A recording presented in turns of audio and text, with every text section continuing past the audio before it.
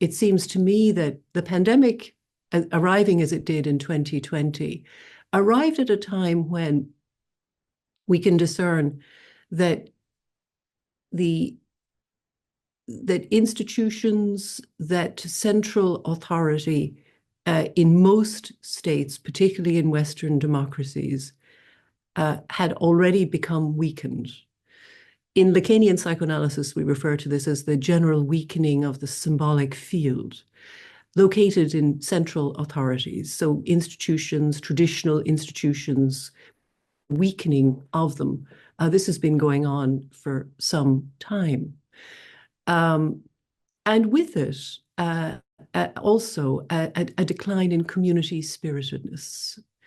And this, I think, is a context in which the pandemic took place. And the pandemic, through its effects, I think exacerbated, depending, of course, on the state of play with each country's central authority and so on. So what the pandemic has rendered visible, I think, is a host of problems that we already have, namely that the social field is already struggling because of the weakening of traditional institutions of authority. The other thing I would say that the pandemic rendered visible for some people on the other side of the coin is that for some people, because it led to a pause, stepping back, it allowed some people to reflect, reconsider, reevaluate their lives, their work, their relationships. And for some, it led to a very serious reevaluation of those decisions made, other directions taken, with very important positive consequences. I saw a considerable amount of evidence of that as well. So in that sense, the pandemic rendered visible the importance for people space to reflect on their lives in our world of increasing busyness and noise.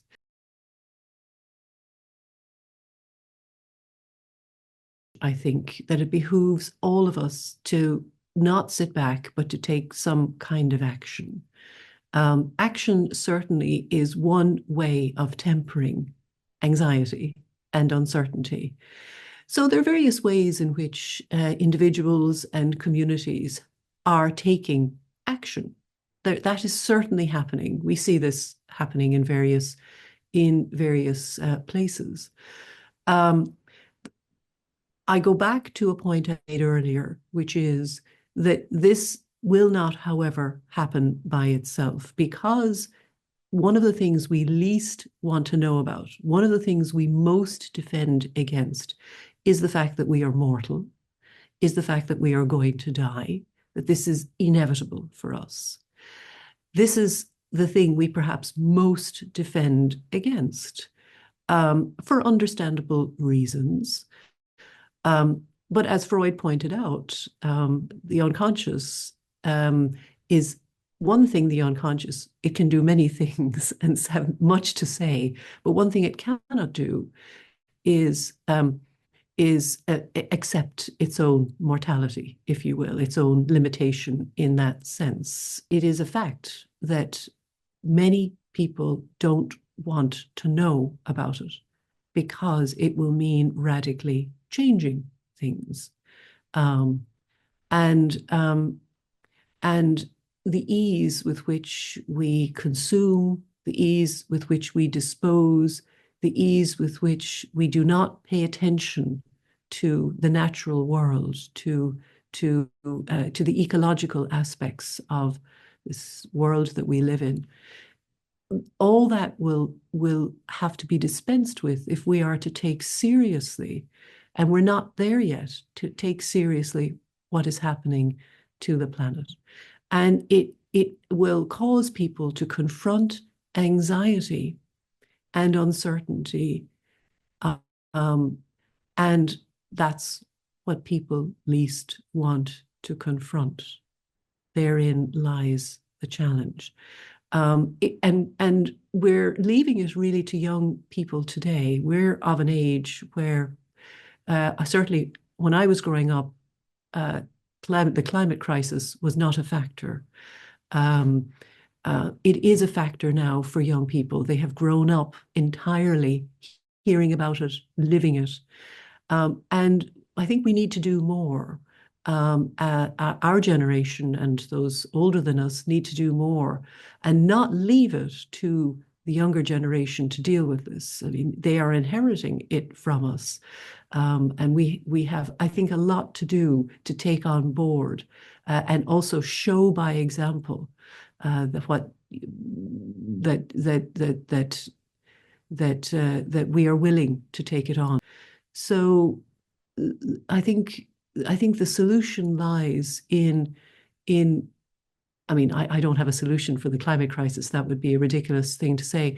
But a solution to the avoidance of dealing with the climate crisis is through an investment in uh, in in in a social approach to it. That we're not going to be able to do this one by one. We're going to have to do it at the level of community, whatever that community is for us, whether it's a family system, whether it's a wider community, whether it's at the level of a nation, and so on, even at the level of continent.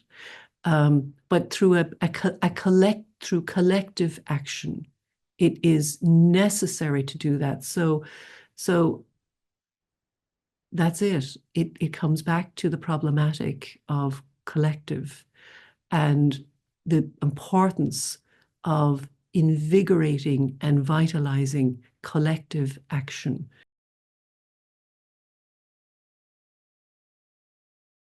I'm thinking of Freud's letter to Einstein in 1932 in response to the rise of nationalisms and extremism at that time, not that dissimilar from elements of that today.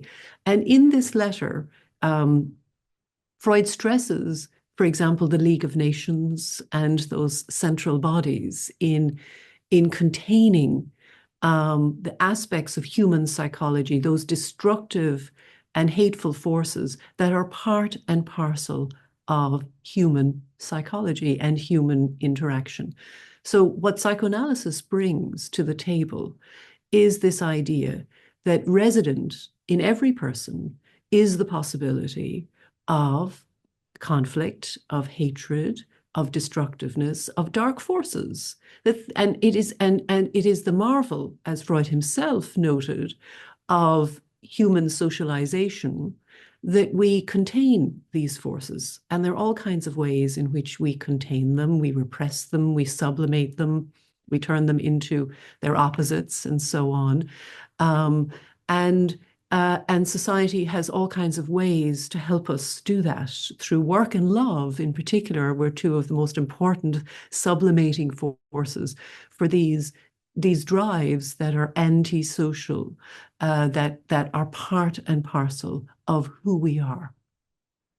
In our time of increasing uncertainty and anxiety, including climate and ecological anxiety, as well as health anxiety and the breakdown of central authorities in the social field,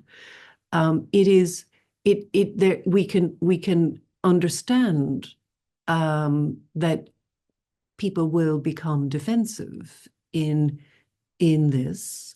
And one of the ways in which people deal with these anxieties and uncertainties is to project them onto others, is to find people who are scapegoats and who embody, it's on a phantasmatic level, but who embody or represent the cause of their own uncertainty and discontent and failure and so on.